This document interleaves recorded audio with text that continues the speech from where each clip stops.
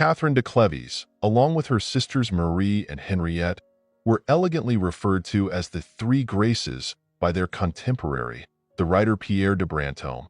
In the 70s of the 16th century, these young women became the jewels of the French court, rivaling the renowned heartbreaker Marguerite de Valois.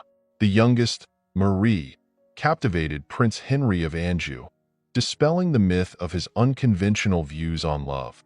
Marie was destined to grace the court, being the daughter of the Duke of Cleves and Marguerite de Bourbon. Born in the mid-16th century, she was related to Queen of Navarre, the princes of Condé, and the ruling Valois family in France. Orphaned at the age of 9, Marie came under the care of Queen Jeanne of Navarre. By then, her two elder sisters had already married into noble families, the Gonzagas and the Guises. This led to a long separation, with the older sisters residing in Paris while Marie spent most of her time in the south. A strict and devout guardian, Aunt Jeanne insisted that Marie adhere to the tenets of Protestantism. This aligned with a preordained plan for her future. She was to marry a fellow Protestant, Prince Condé, when the time was right. Queen Jeanne deemed Marie ready for marriage when she turned 19. The charming young woman, with her clear blue eyes and petite stature, was brought to Paris and introduced to the court.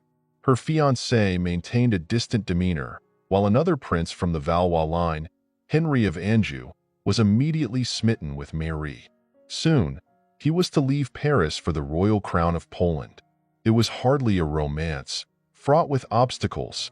Their encounters were rare, consisting of fleeting glances, quick handshakes, and barely perceptible smiles. A dance at a ball, hand in hand, brought joy that lasted for months. A few hurried phrases and short notes exchanged. Marie was careful not to give rise to gossip, while Henry, growing more passionate, began to lose his vigilance. Marie understood her purpose in the French capital and patiently awaited her fate. Meanwhile, Henry of Anjou cried out in pain and frustration, feeling powerless to change their circumstances. Eventually, Marie was wed to her intended, Henry of Condé, in a ceremony at the Château de Blandy, conducted in the traditions of Protestantism.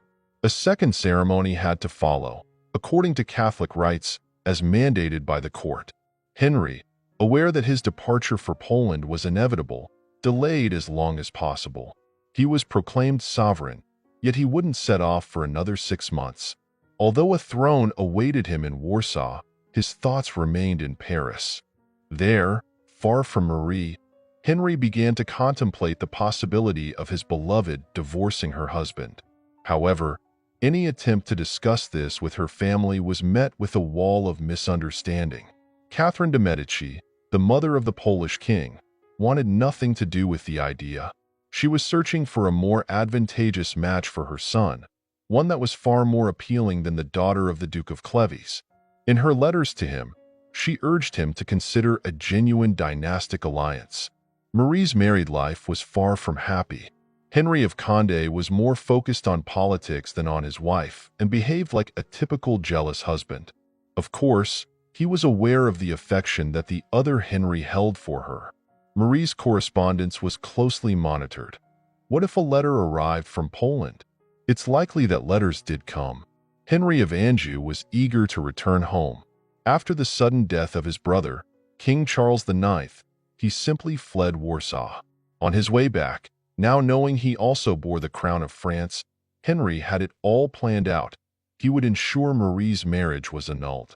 Who could stand in the way of a king in his own realm? First the divorce, then marriage to the woman he loved. As Henry raced toward Paris, Marie was pregnant.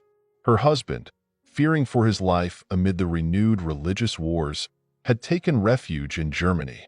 Marie refused to flee. She knew Henry was on his way to France and eagerly awaited their reunion. But fate intervened. The young woman gave birth to a girl named Catherine, but a midwife's mistake led to fatal complications. After suffering for several days, the princess passed away. Her final moments spent gazing at the door, hoping he would walk in. No one had the courage to inform the new King Henry III about Marie's death, but they also couldn't delay the news any longer. Finally, the Queen Mother devised a plan. A note was written and discreetly placed on the king's desk. An hour later, physicians rushed to the palace. Henry had fainted. Once he regained consciousness and realized what had happened, he fell into a deep hysteria, which soon gave way to a depression that lasted for months. Marie de Cleves remained an unhealed wound in Henry's heart. Even his subsequent hasty marriage to Louise de Vaudemont was linked to this youthful love. People said the girl became Queen of France simply because she bore a resemblance to Princess Marie.